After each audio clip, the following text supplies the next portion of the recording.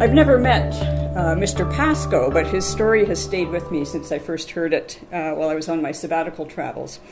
Mr. Pascoe is an elderly member of St. James Anglican Church in Saskatoon, and for the third time in its history, that church had burnt to the ground. The church was in ruins. Books of common prayer and hymnals and pews and kneelers and the stained glass were all reduced to kind of a soot-covered rubble, ash-laden mess, and covered in ice because this happened in the winter. And day by day, elderly Mr. Pascoe came to the place where his church had stood and patiently sifted through the mess, looking for shards of that stained glass that once were the windows of St. James. Most of us in this room, I think all of us know what a prairie winter is like.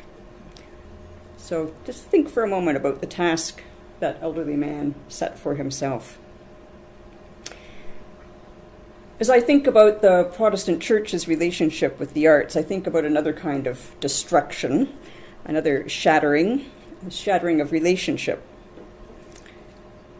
The term Protestant art is not quite an oxymoron like airplane food or military intelligence, but over the centuries, we Protestants have been known for our austerities.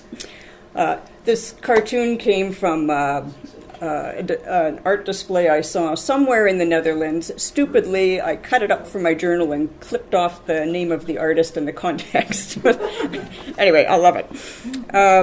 So our Protestant heritage gives us that austere sense of being, and we're much more, we like to be the little brown church in the Vale rather than the ornate cathedral. In Protestantism, our primary art forms have been oral, music, preaching, and prayer, and I think we're deeply marked by our puritanical suspicion of the arts. As a former parishioner said to me once when asked to participate in a chancel drama, "I don't hold with play acting." Our relationship with the arts and with artists is broken. And this broken relationship, I think, is like a stained glass that has been smashed and the fragments have flown everywhere. So I have some passion about bringing those fragments back together again. And I want to say, to be sure, the relationship between the church and the arts is not the only broken thing in the world.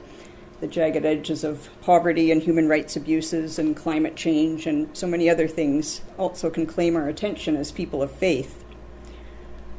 Why should people of faith be worried about their buildings offering hospitality to the arts when there's so many other urgent claims on us? Well, I think a gift that churches have is the gift of space. Our buildings belong to us, they're supported by us financially, and they're cared for us. And our buildings can be a gift to our communities, offering beautiful public space where life, art, and spiritualities can intersect and interact. As town squares become increasingly privatized and coffee shops and malls market themselves as third places and community centers, but they, meanwhile, exercising corporate control, local artists are being left homeless and landless. So I want us to think about, what if we saw our church buildings as having a ministry of hospitality? What if we widened our Christian practice of hospitality to open our spaces to local artistic communities? And what if we welcome the ways artists see the pain of our world and the possibilities of something different as part of our ministry in the community? What if, like Mr. Pascoe, we gathered those smashed fragments of our broken relationship with the arts and saw our buildings as studios where artists might make beauty out of the broken bits? Our buildings have the gift of that space. So how might we offer the gift of that space to actors and playwrights and dancers and visual artists, as well as traditionally composers and poets? And how might we offer that to the wider community? 1,000 years ago, Cordoba, Spain, was the cosmopolitan city of its age, and it was a rare place where Jews and Christians and Muslims, for a time, lived and worked together in harmony. The center of scholarship, cutting-edge science and medicine, Cordoba held the world's largest library and was a center of music and art and poetry. And it also served as the center of Western Islam, and its awe-inspiring mosque was second only to Mecca as a pilgrimage site for the faithful. But in the year 1236, the city was captured by the Christian king Ferdinand, and that meant the mosque got a makeover and became a Roman Catholic cathedral. Now, mercifully, much of that inspiring architecture was preserved, including those 580 amazing pillars. In its day, before the Catholic makeover, the many doors stood open, and beyond the doors was an orange grove. And so there was a visual line connecting the pillars of the mosque out to the pillars, or to the trees, an urban forest.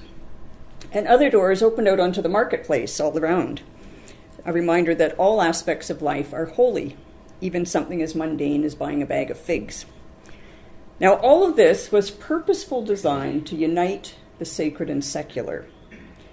And the mosque's Christian makeover closed up the doors, most of them permanently, and that sense of expansiveness was lost.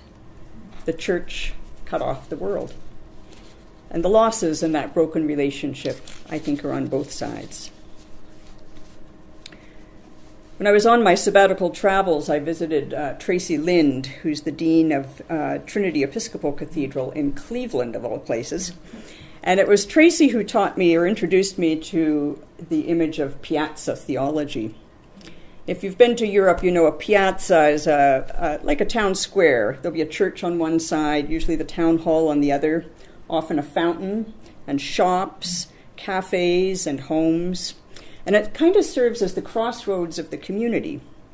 A piazza is the place where everything and everyone comes together, the place where children play, teens canoodle, elders swap gossip, and families might meet for an afternoon coffee or gelato.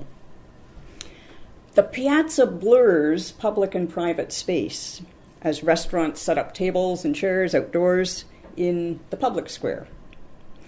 In Siena, people are so loyal to their own piazzas that a church baptism is often followed by a second ritual at the fountain in their neighborhood piazza. Piazzas are places of meeting and mingling, places of community, and they are public space. Or as the Celtic Christians might call it, thin places, places where we meet the holy and friend and stranger.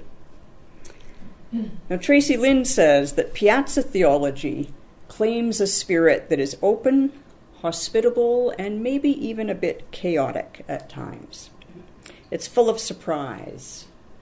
It's full of welcome and collaboration, cooperation, and is a place of community. So can our churches become piazza for our communities? This image is the piazza, one of the piazzas in Barcelona, where people gather every Sunday after Mass to dance a dance of resistance called the Sardana. When Franco came to power, he tried to suppress this Basque dance because it was the wrong nationality.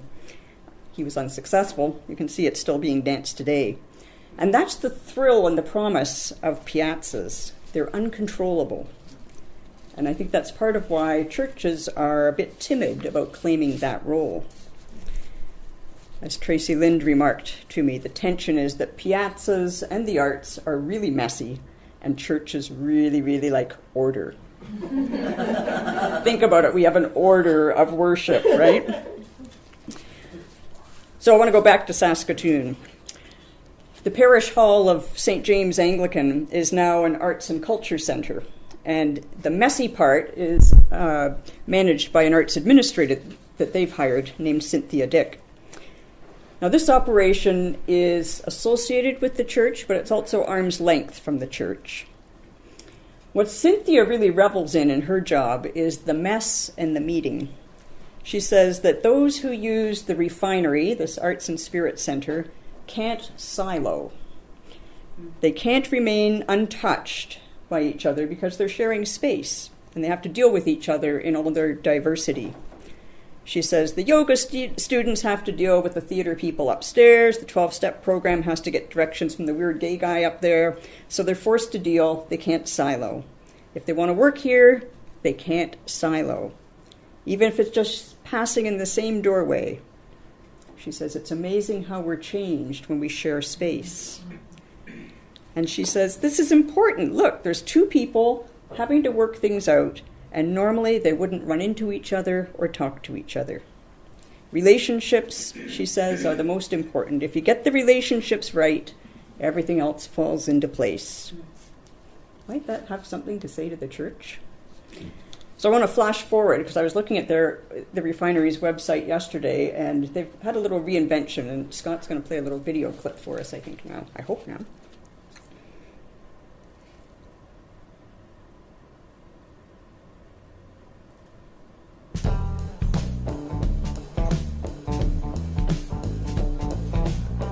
I'm Cynthia, and I'm the Executive Director of On the Boards. On the Boards is a small company. We're a not-for-profit, and we support independent and small production in theater, music, and dance.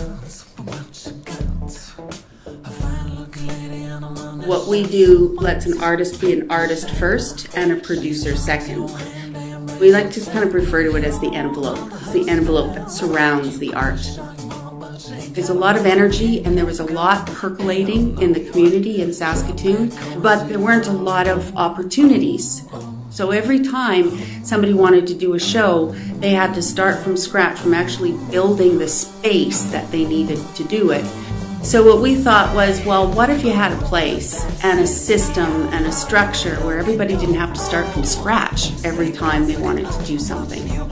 So that's really helped artists develop their own voice, because they've got the opportunity to actually get it in front of an audience and not have to build a theater to do it.